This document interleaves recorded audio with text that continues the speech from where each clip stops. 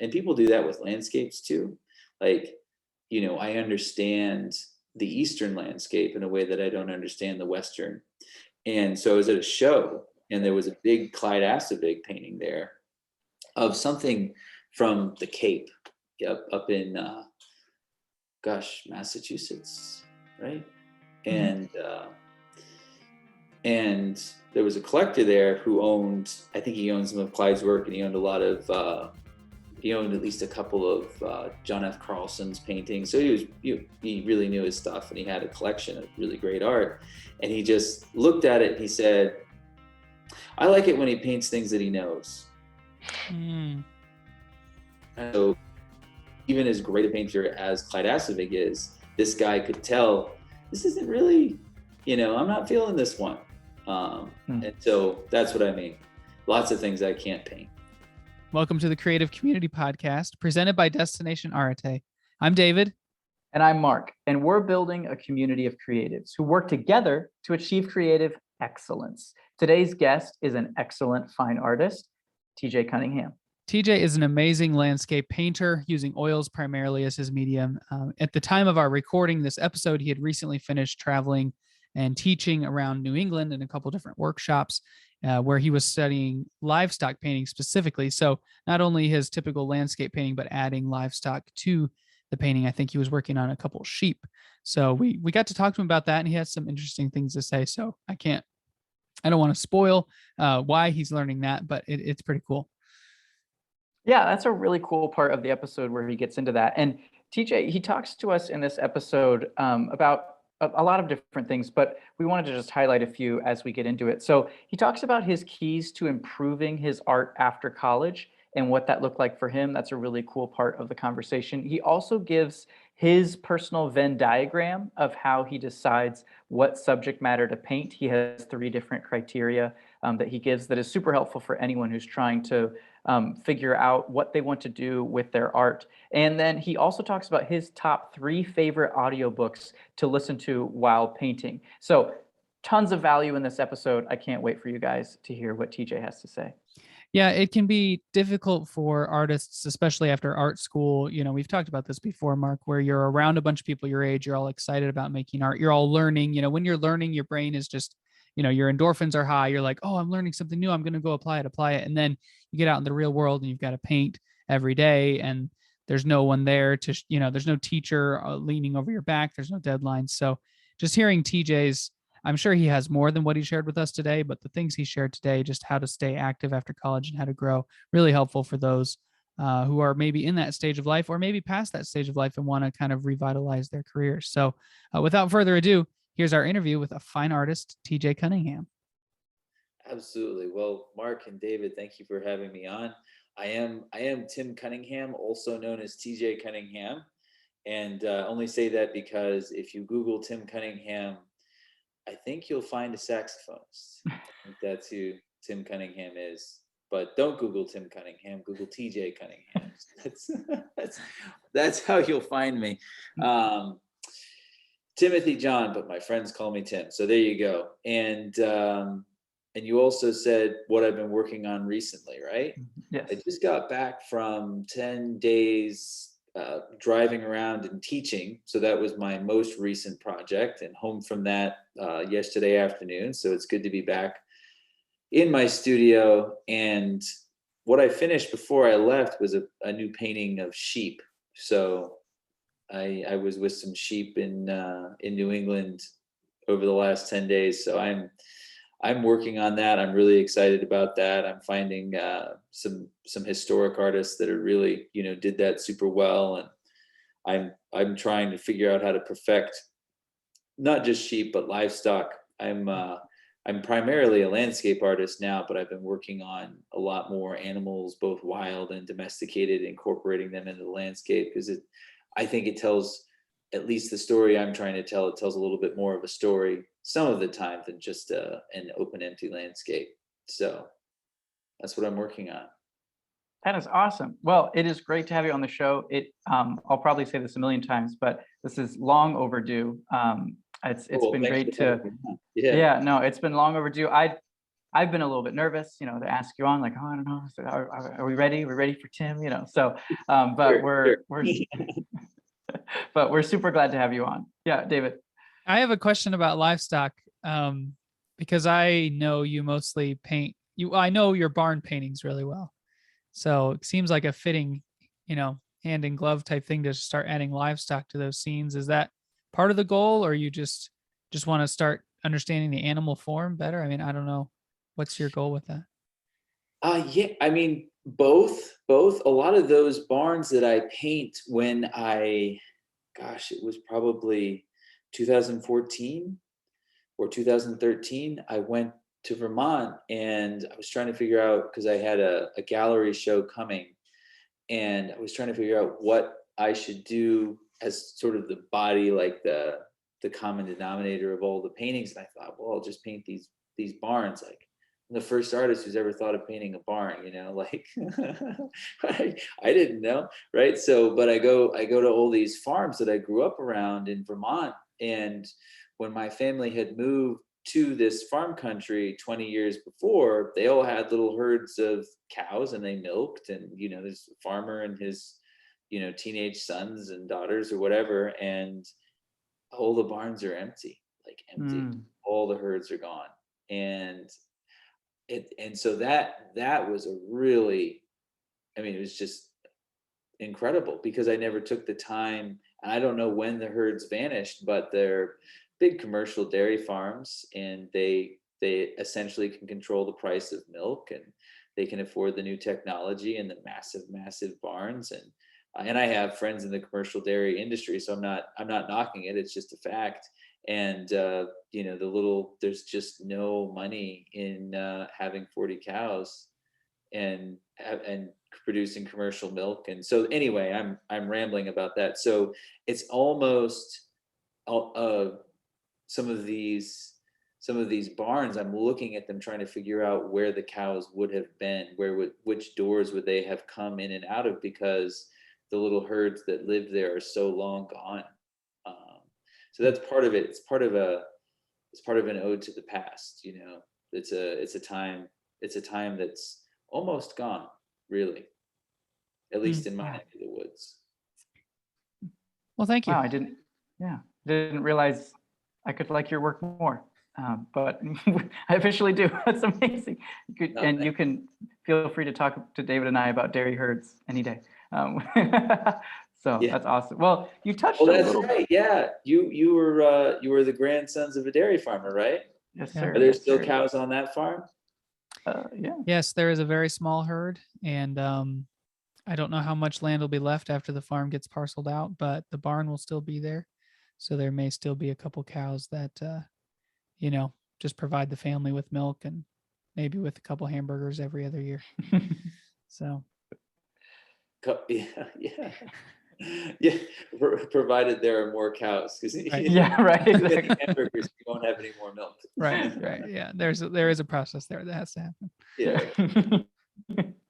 Well, you talked a little bit about growing up and being around that kind of the country, and we wanted to talk to you a little bit about not necessarily your childhood, but kind of your artistic growth and your artistic journey. So what is it that helped you continue to improve your skills after college? So it's a good question. That's a good question. And it is, this what I say to anyone that I have the opportunity to mentor, and any student in a workshop: paint from life. Like just paint from life. And I remember when I first started, it's funny because my parents still have some of my first plein airs, the months after I graduated from college, and they're horrible and brown and, poorly finished. And, some of them turned out okay and I sold them, but for the most part, they're not very good. But I just kept doing it and doing it and doing it and doing it, painting from life and painting from life. As time goes on, you start being able to identify colors. So that would be the number one: paint from life, just paint from life. And I did it probably every day back when I was a couple years out of college.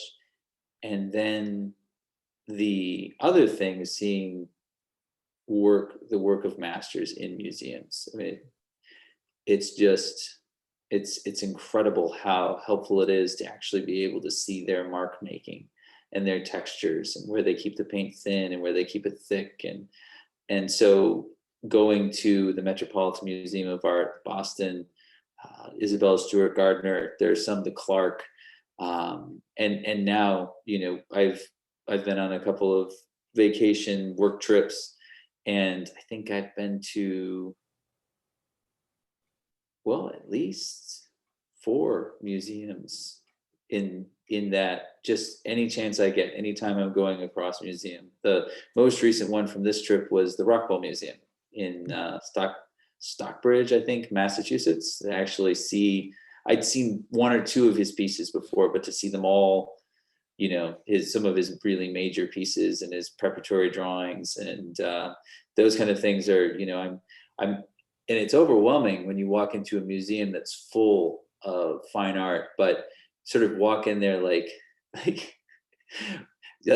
sort of like, is there one thing I can take away from this? Are there 2 things? If I get 2, can I get 3? You know, because if you're supposed to just, you know, look at Bierstadt and try to understand perfectly what he was doing, it's just too much. I can't handle it. But I can usually get 2 or 3 things that are like, these are actionable things I can do in the studio. And I'm also looking for something that the masters are doing that contradicts what I'm doing. Like, I think that I should do it this way, but look, whoever is doing it this way, and it works and it looks great. So anyway, those 2 things, painting from life and going to museums, that's the ticket. That's good, man. That is the whole idea of finding things that contradict the way that you're doing. That's such a great little nugget. That might honestly be the quote from this episode, because that is so good already. We're what, like 10 minutes in.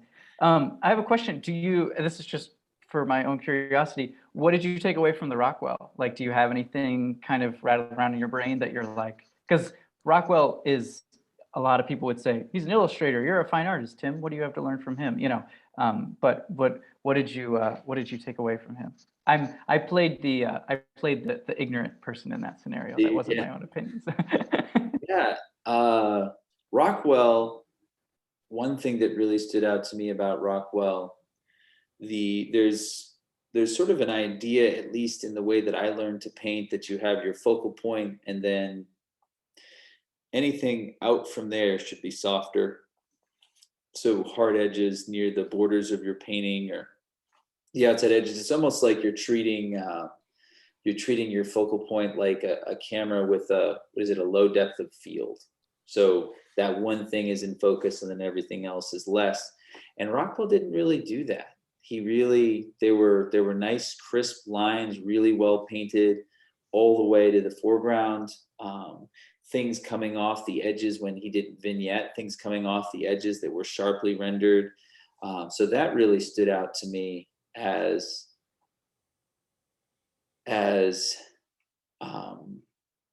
something that kind of contradicts what I'm doing. So you're going to have a really finely rendered piece.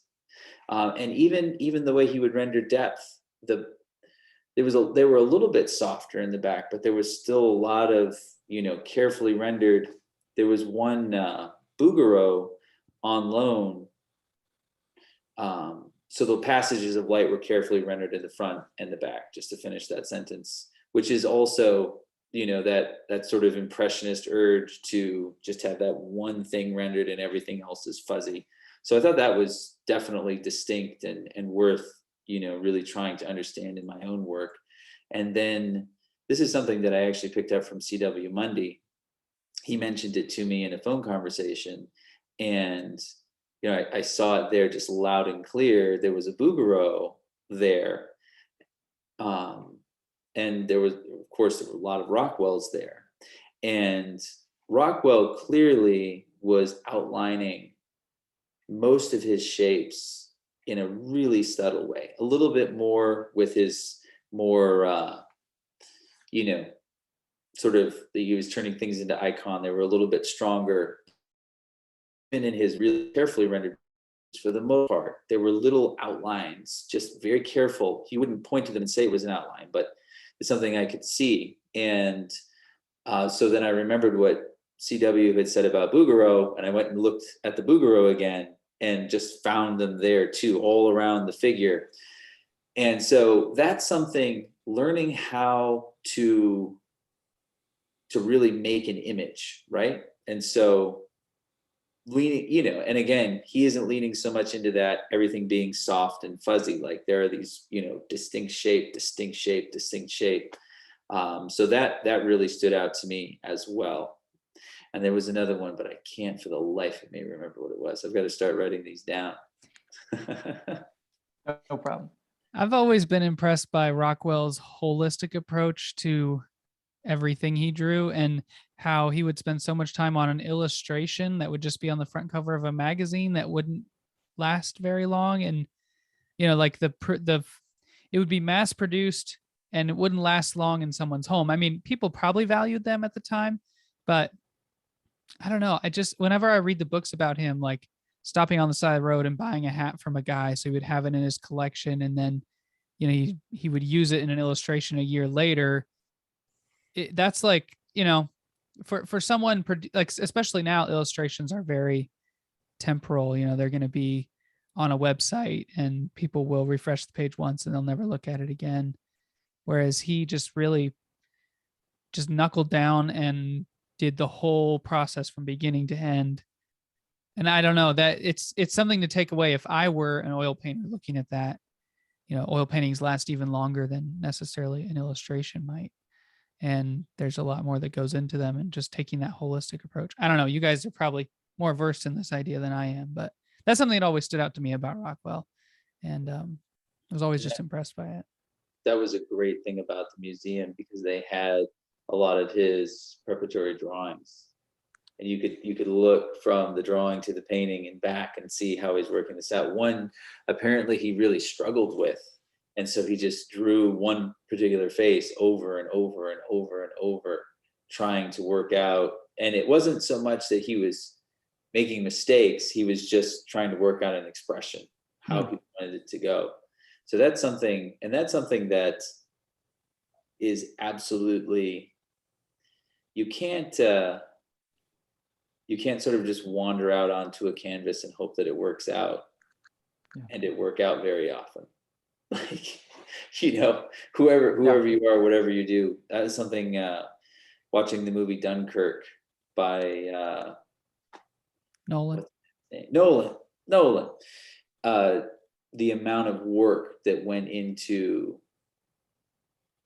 the amount of work that happens before you strap an IMAX camera to a Spitfire and fly around, right? Like, they're not guessing at that point. And talking to anyone in the industry, like, it's all so well worked out before any cameras start rolling, right?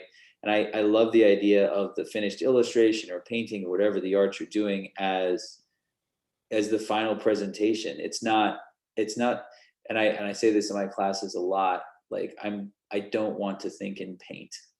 I just want to show what I've already learned in paint, and it just saves from ideas, because you kind of get one crack at paintings, and I'll look at paintings from, I've got like 11 years worth of paintings now, since I started, and I'll look at a painting and, it's like, I wish I could do it again. Right. But it's done, it's over, and I've moved on, but you can't just repaint those ideas. So now I'm just very conscious of wanting this, whatever the painting is, to be sort of the very, very, very best. And that, for me, is what you were saying about Rockwell, is working all of the problems out before getting there. Yeah. That's so good. I remember, I thought about, the thought came to me the other day of, like, so much of art and painting is disguising organization as spontaneity. Like, it's like you said, you allow so much work goes in before you strap that camera to that Spitfire, but it looks as if someone just strapped the camera to the Spitfire and said, all right, go fly. It's so crazy to me. But I don't know. I think I could talk about that all day and listen to you talk about it all day, but That's another conversation for another day. This is crazy. Um, so That's well said. That's well said. Yeah. The disguising organization as spontaneity is that's a very well said. That's a good concept. Oh, well, thank you. All right, we will move on to question 2 because we've spent 4 questions on question 1. Okay, question 2. Originally, and some people know this, some people don't, depending on how long they've followed your career, but you used to be a figurative painter primarily. And we wanted to talk to you about making the transition from figurative work to landscape work predominantly, and what advice you would give to a professional who is wanting to shift away from the current subject matter that they are known for. So that's a really, the story for me was I would paint landscapes between portrait commissions, just partly because I just wanted to, right? And I was sending them to a gallery in Vermont, and they were selling really well. And basically, long story short, I just noticed like the beginning of like a tipping, like I feel like my landscapes are just, people really like them, and I really like painting them. And I didn't necessarily go through like that agony in each one of, because I wasn't really a figurative artist, like just painting, models and figures and just, sort of allegorical scenes and things. Like I did that a little bit. I was mostly doing portraits, which, getting a likeness of, someone's child is just really, it's really tough, because as the photo shoot and then, what you have to work with and then changes and so on. Anyway, I enjoyed the process, but there were certain parts of it that were just incredibly difficult. And I got to spend some time with portrait artists who, are at the top of their game, and listen to their stories. And the more that I did all of that, I just liked the idea of being a portrait artist less and less. So that was kind of what sparked the transition. But it was all like, very, very slowly happening over the course of years. And my landscape paintings were selling well. And then, to be competitive with an agency, to provide enough work so that it could be a really viable career as a portrait artist, I would have been painting portraits for less than landscapes. And that was really like the sort of breaking point for me. Like, I'll take portraits still. This was my conclusion then, but I'm not going to try to get an agency. I'm just going to really start pursuing landscapes. And then I was sort of both. And then trying to remember who first introduced me to this idea, but I think it may have been was somebody who's talking to Casey Baugh. So that's who it was. One of my friends took a workshop with Casey Baugh and said something that Casey said is, you either have to be known for a very distinct style, or you have to be known for a very distinct subject. And if you don't have a very distinct style, you can't paint multiple subjects. And I don't know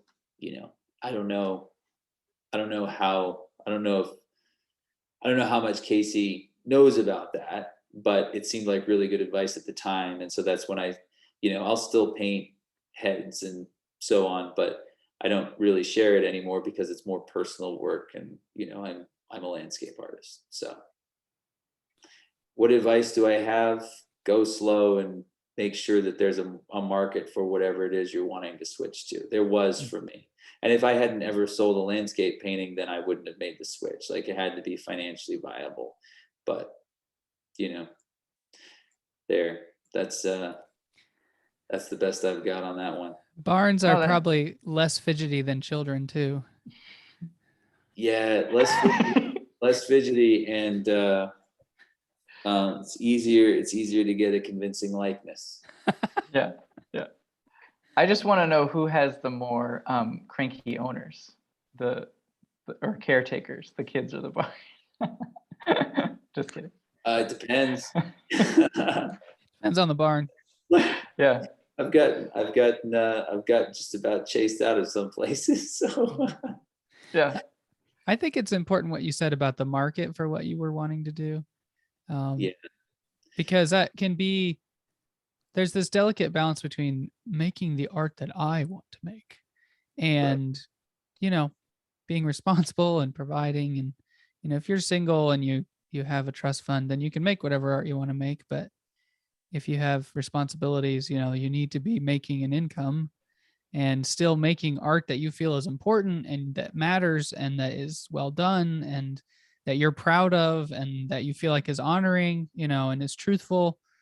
So you were able to do that. It feels seamless when we hear you talk about it, but maybe it was not as, you know, maybe it was just like I'm squeezing in a little landscape painting during my free time. And were you just sending studies? Were you sending plein airs? Were you sending actual big pieces? Like how big were these pieces that were selling in Vermont? some of them were very large. Yeah, Okay. but there weren't very many. So Mm. that was the thing. I think I probably painted like 20 paintings a year when I was doing a lot of commissions, because the commissions took so much time and made enough money so that I didn't have to sell as many paintings. Right. then. Makes So, sense. but yeah, it's a Venn diagram, right? Where all the circles overlap, right? Yeah. Right. And the thing is, what I want to paint, what I can paint, what I'm like, capable of painting, and what people want to buy.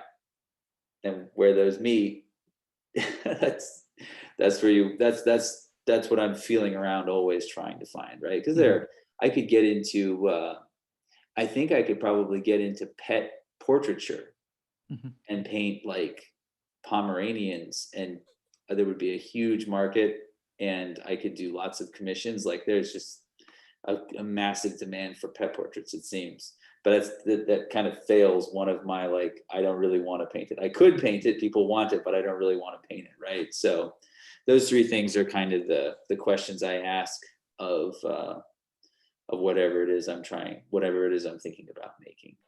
What can't you paint? I mean, like, what can't I paint? So lots of things. Like, but I wouldn't be so even painting. We were talking about painting livestock. Yeah. Having really good sources is one prerequisite. Also a basic understanding of what it is you're looking at. Like, so I would be really nervous about, for instance, painting like elk or something like that, because I've never seen one. I've never touched one. Like, I don't really know how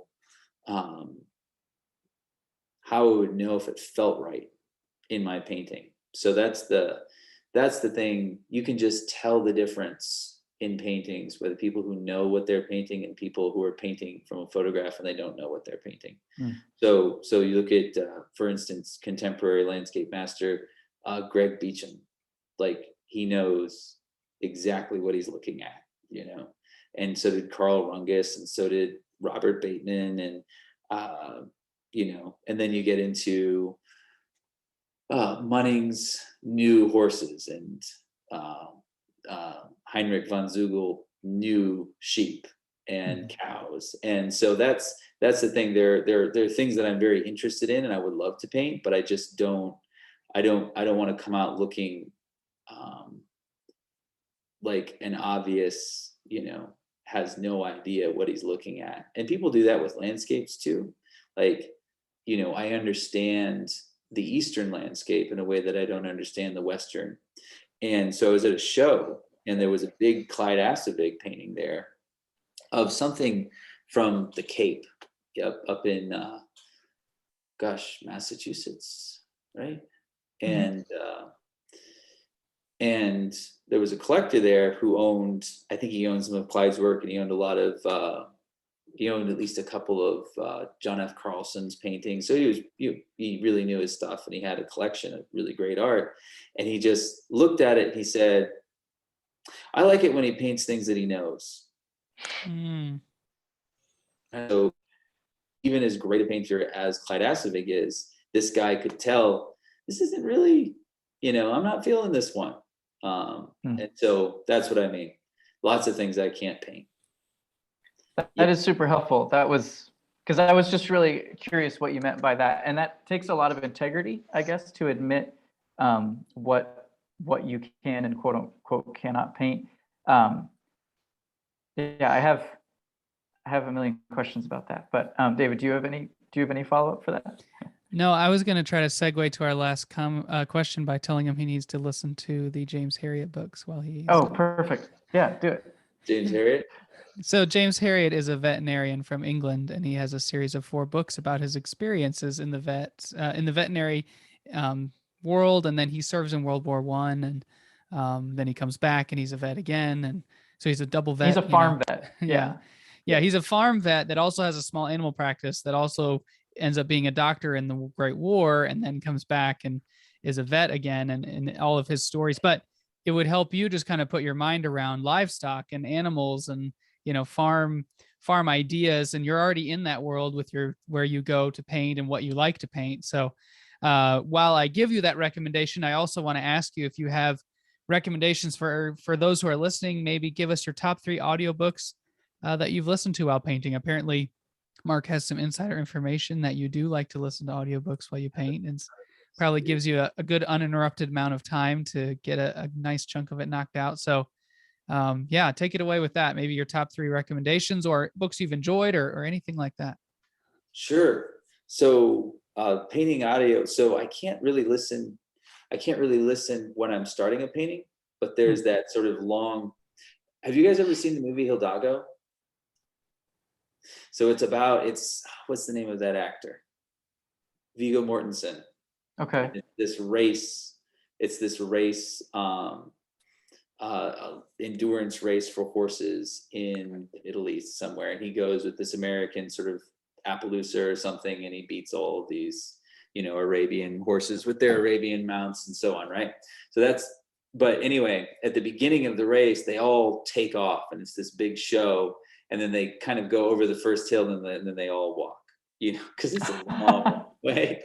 And I always think of that's kind of like every single painting begins with all this intensity and here we go, it's this is gonna be great. And then sort of after the first 3 hours, it's like, okay, now I've got to make every square inch of this look good. Mm-hmm. That's when the audiobook comes on, right? Like I can just sort of, I kind of hit my stride and I go. And so my top 3. So I love Good to Great. That's one I would listen to again. Obviously I have the hard copy too. So it's mostly directed at business practice. Actually, it is directed at business practice, but I think it's perfectly applicable for painters or whatever it is you want to do well. And so that was an excellent book. And it's basically just looking at, I think maybe 15 different companies that grew exponentially, maintained their growth, and what they have in common. So great book, and really helps with critical thinking. And one thing that, one of the things that great companies do is they confront the brutal facts, right? And it's just become part of my vocabulary. Like, what are the brutal facts about this? Like, there's no point in wishing that this was drawn well. It's not, right? And so anyway, great book, Good to Great. And I also just listened to Jordan Peterson's books, 12 Rules for Life and then Beyond Order. And those are also just really, I give those are top 3, I think, because they're the ones that I think, pretty soon I'd listen to them again, just to sort of go back and glean anything else I could. And then I did listen. This is not on the top 3. I'd never listened to it again, but almost 200 hours of the Gulag Archipelago, which was bleak. Yeah. But I made it. It was like 179 hours or something like that, which is long. long. But it was great. It was great to listen to it. So. Did you go through like a moody section of paintings during it? Like, did they take, like, were they low key? Did it take on a darker tone, or? It was my last portrait. The last portrait I ever painted. Perfect. Which I could tell you all about off air. Nice. That's I great. love it. So you're listening to stuff that keeps your brain engaged in not only the painting, but like keeps your brain fire. You're not just listening to, some like novel or, or are you listening to it all? I don't know. I'm just, your favorite books are all like not self-help, but like bettering yourself, application, how to think better, how to, motivate yourself. So I just didn't know if you. Yeah, I don't listen to novels. I don't listen to novels. I actually, I have a 7-year-old, and I read novels to him. So that's where I get my novel fix, I guess, right? But right. We'll allow it. Yeah. No. So Clyde Astrovig, his studio is like half library, and he said something. And his is all biology, and and he's constantly reading these books that have nothing to do with art, and he's successfully applying those concepts to his paintings. And that's something that, I don't remember if I asked the question or somebody else asked the question, but the question was, how do you get better, or like the typical. And he said, how did he say it? Basically, find ways to apply non-artistic concepts to your paintings, which that's solid stuff. And so, that's kind of what I'm doing with these books. Like, how do I take philosophy or psychology or business practice and turn that around on my paintings to we're always trying to break out of the terminal plateau. Like, how do I get better? How does this painting, and it's hard when there's no new information coming in to make the next painting better. Yeah. So. I find that so interesting because I'm teaching like freshman level classes right now, and it's so interesting when you have someone who's new to the arts.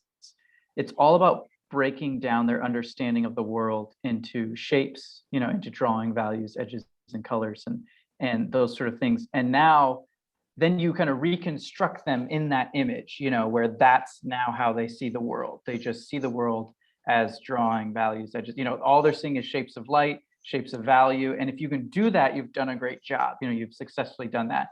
But then it's so cool now to hear the people who have achieved that. Then what they're doing is they're going back now and they're trying to relearn reality the way that people conceive of it who aren't artists, as businessmen, as biologists. As that's so interesting that like with each kind of like you said, plateau, if you plateau in one area, you start to build your understanding in another, and it can help break that. That's just so interesting to me because I'm sitting here thinking, just got to see shapes of like dark and value, just got to learn drawing good proportions and everything. And you're like, business, biology, 12 rules for life. Yeah, right, exactly. Yeah. And I'm like, oh yeah, okay, I get everything there. Well, yeah, but that's like the shapes and how to get that color and all those things are after 4 years of college and now 11 years of doing it professionally. And I don't paint every day anymore, but there was a while for the last couple of years I was painting 7 days a week, right? And so I'm very deliberate on Sundays now. Like I don't paint on Sundays. Like, and I say it to myself all day long. I'm like, I don't paint on Sundays.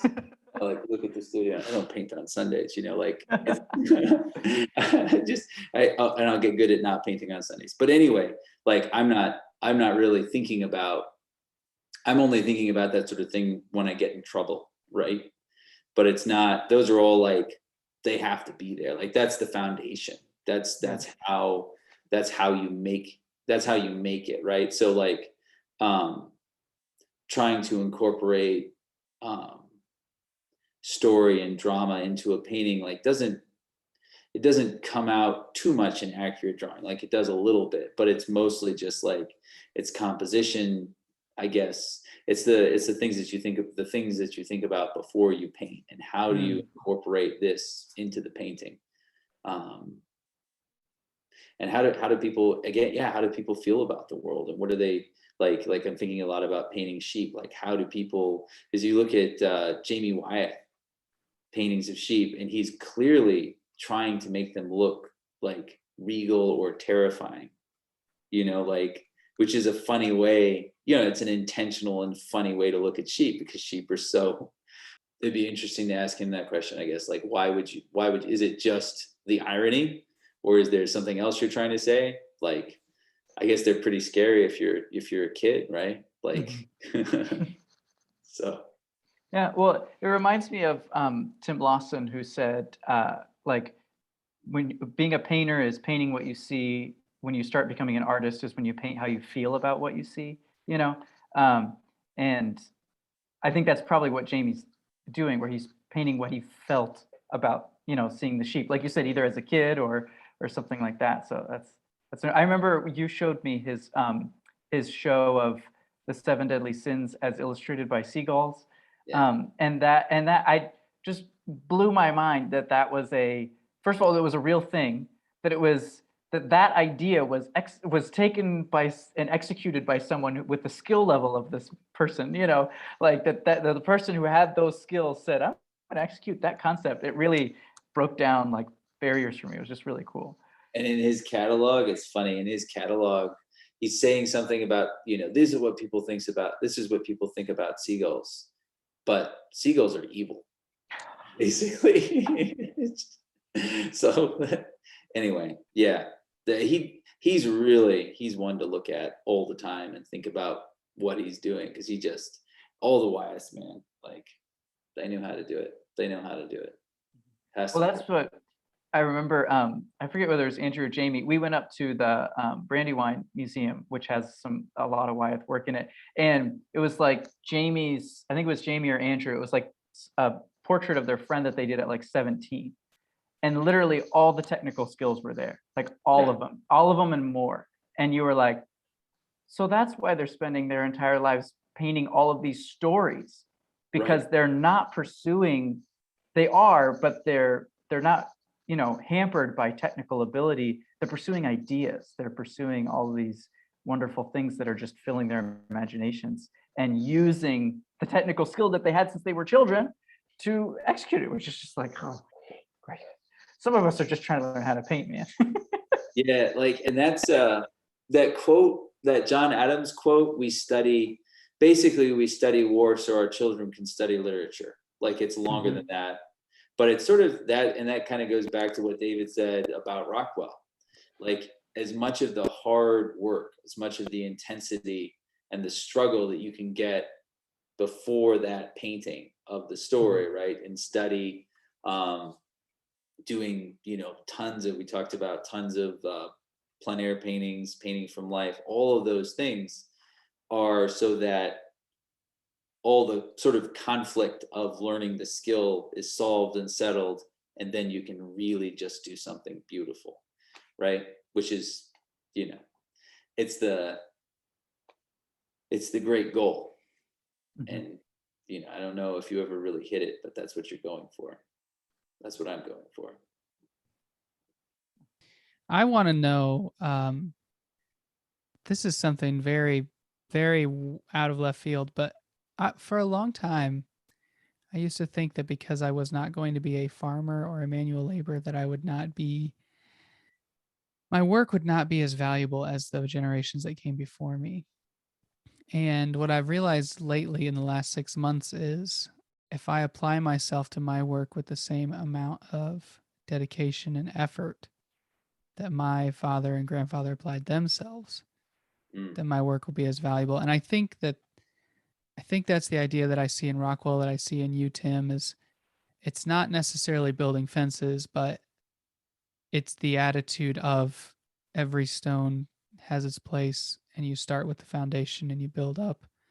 Every brush stroke has its place, every shape, every value has its place. And you start at the beginning and you have the 3 hours, and then you settle in and you have the rest of it. And then you have the final brush stroke. And when you're done, your work is just as valuable, even though it might not have the same end, result as someone who is milking cows or, running a printing press or, building fences or whatever it might be. And so I don't know if you've ever thought about that while you're painting these barns that housed, these people's lives work, or if you've, ever had that idea, or if this is just me, just, talking a lot of hot air.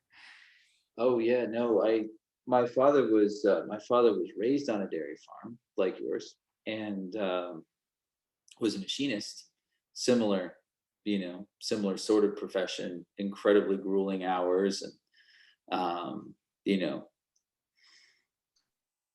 and so there's, being an artist is coming to terms with the fact that what I'm doing is different was really important. And I remember that being sort of that definitely was a struggle, right? Like my dad got up at 2:45 and got home.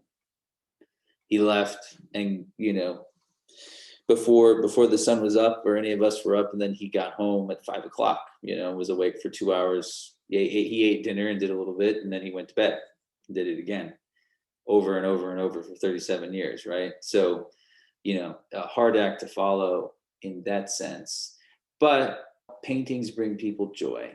Right. And I think that's a thing that artists, like, we kind of get pushed in that direction by our culture constantly. It's sort of the understanding of the artist is, you're sort of this brave trend setter, with this vision, and, you're upsetting norms and pursuing your heart, and, following your creative impulses and all that, right? Like that's kind of the romantic version of an artist. And, and then, so of course, for somebody who paints barns, like, it's like, and then there are losers like you, right? Like, Yep. Kish, the things that people say, that's been done before, do something that's never been done before. And, but for me, there, the sort of three parts of it is that I was just, this is what I know how to do, and it's what I'm best at. And I don't know, like, I just would not be a great contribution doing anything else, right? And, like, you're good at what you do, and, all sorts of paths have opened up to do it. Also, as an artist, whatever you're creating, as a creative, I should say, be a little bit more general. As a creative, you're creating things that bring people joy, right? So you think of Rockwell, think of movie directors and producers, and like the things that, human hands and minds made these things, and they bring people joy.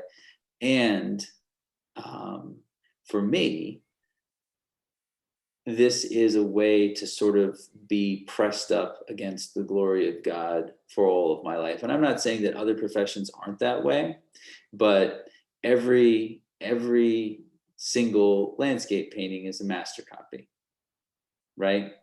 Like, and that's both, it's humbling, it's exciting, it's encouraging. And I think it's the thing that draws me on. So, painting with admiration of God and his creation, painting for love of neighbor, and, with, sitting down at the studio, and it's not just what I want to do. It's, I want this to be the best painting I've ever painted, right? But I also want it to bring someone joy, and so it's not just about me. And I think that when you're an artist and you find that, that's really, really powerful. You are connected to a community. So, which is, snowplow driver is important. A farmer is important. A fisherman is important. And an artist is important. We all just have a different, part of that society.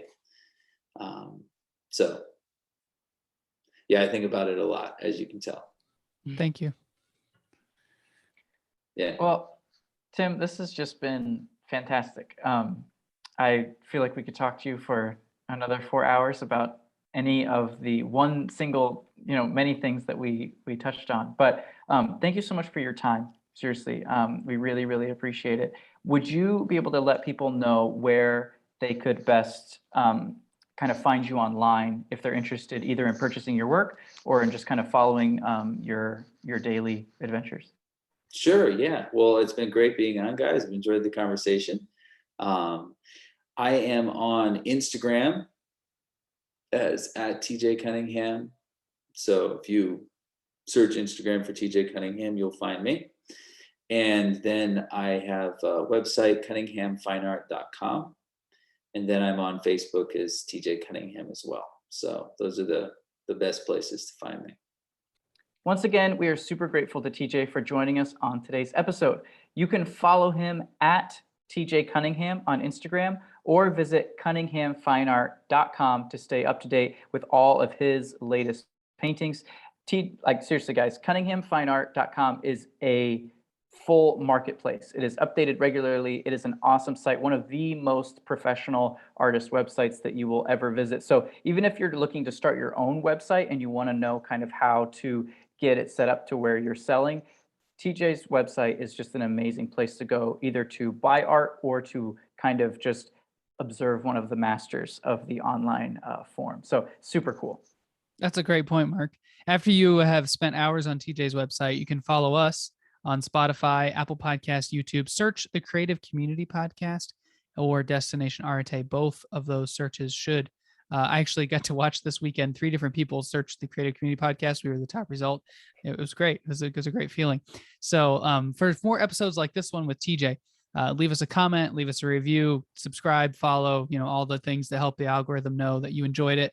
And feel free to share this episode with a friend that you know that might benefit from what TJ had to share with us about art after college, about just the idea of craft and working holistically, and or maybe just share it with someone who might like to watch a landscape artist learn how to paint sheep. I mean, you might follow TJ and go along that journey with him. I'm sure he would enjoy having you as part of his community.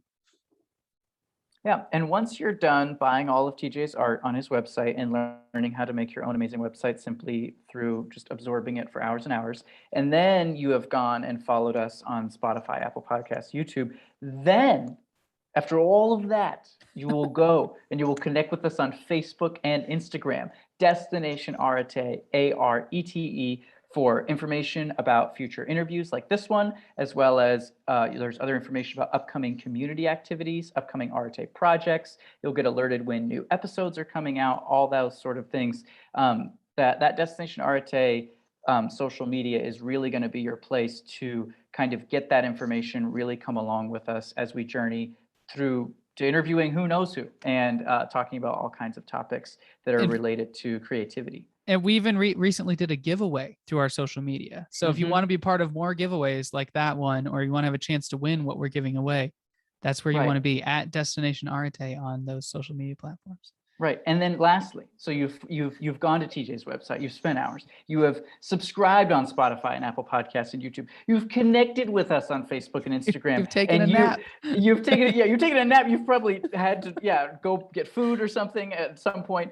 And finally, you have come to literally the layers. You've gone down layers and layers and layers. And now you are to the final boss of connection, which is to be our newsletter. And our newsletter is awesome. David does a great job putting that together for us. That is what you want to subscribe to if you want to be the first to hear about upcoming interviews, sneak peeks, about future content, that kind of stuff.